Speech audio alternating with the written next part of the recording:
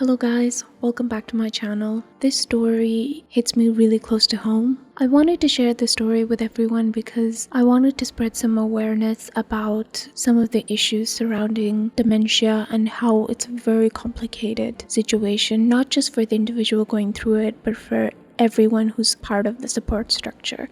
If you do enjoy this video, please give it a like.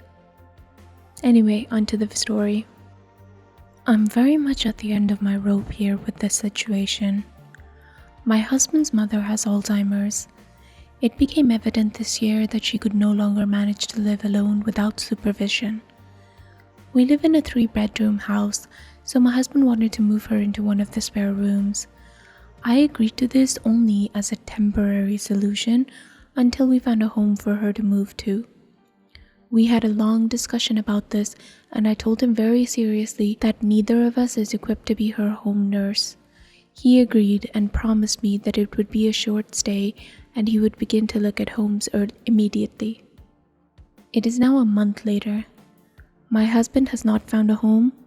I don't even think he's been looking that hard. His mother needs to be supervised with everything. She can't even make her own meals.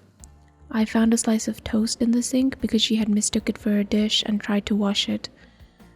She almost ate canned cat food thinking it was canned ham. This forces me to prepare her meals for her.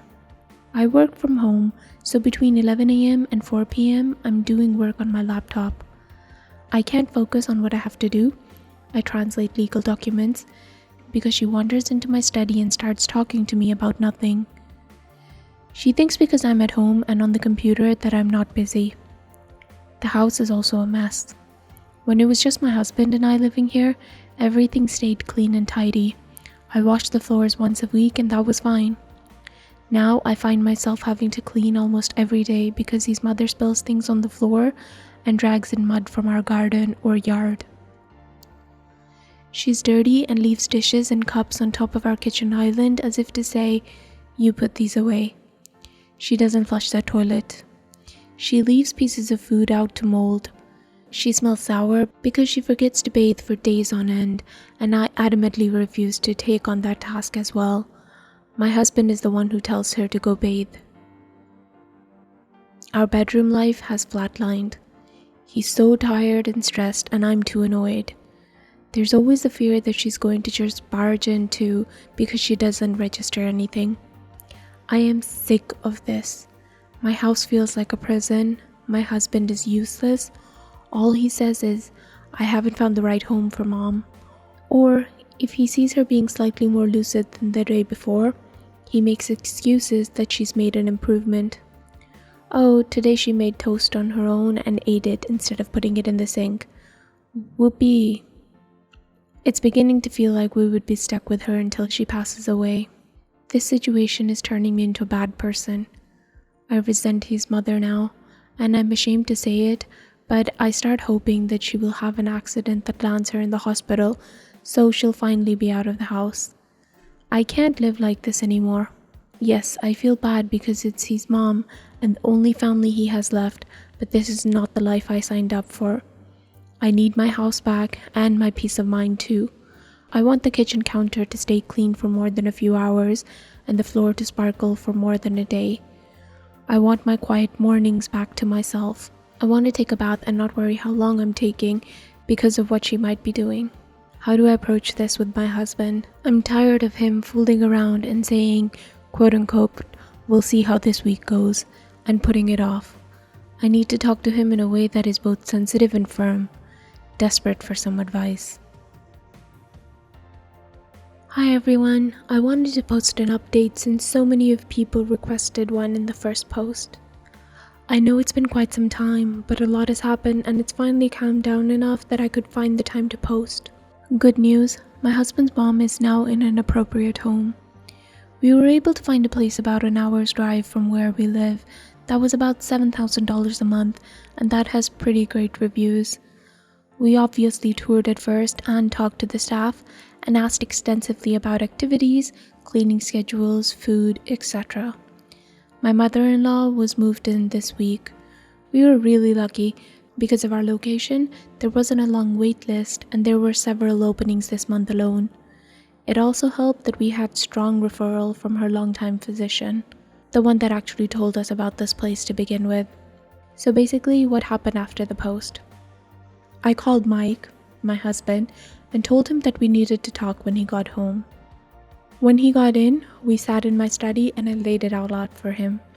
I told him exactly how I felt about the situation, told him that it was enough. I showed him some printouts of information I had on Alzheimer's units surrounding us, even articles on coping with having a parent going through this.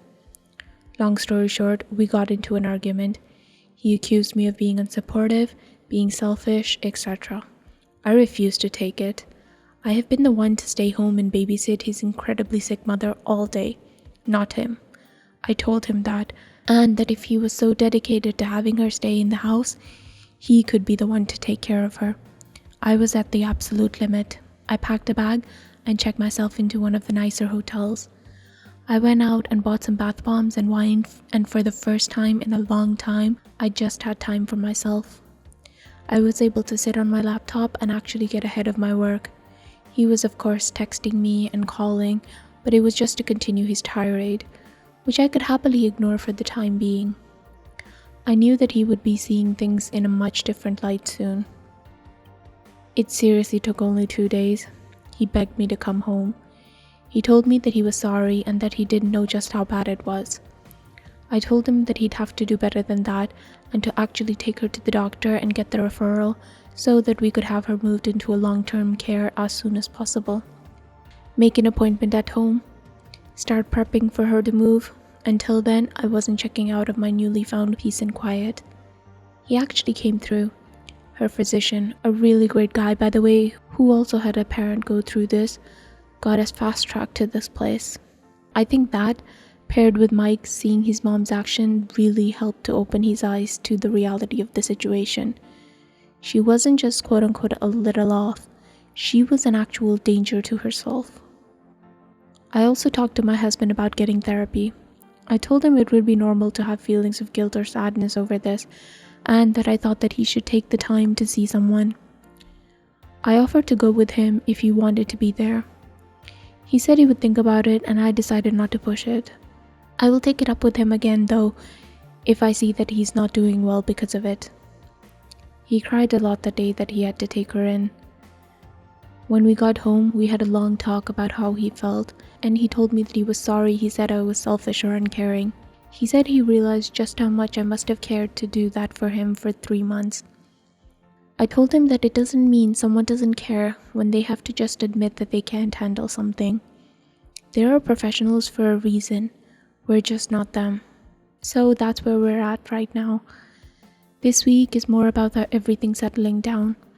Him getting used to his mom being away, me getting the house back to normal and getting back into the routine. I've left her belongings in the room she was occupying so he could still have a piece of her, and we could bring things to her as necessary. They gave us a list of clothing items needed, but it was mostly comfortable houseware like pajamas and slippers, and since it's not winter yet, nothing bulky like sweaters or coats. I had to have the mattress replaced in her room though, because she had wet the bed often and not said anything, so it was destroyed. I cleaned up her bathroom and just tidied the bedroom up in general so that it was livable again. I wanted to say thanks to everyone who weighed in. So much good advice and words I much needed to hear in that original thread. Thank you to everyone who shared their personal story and gave their suggestions on how to help my husband cope.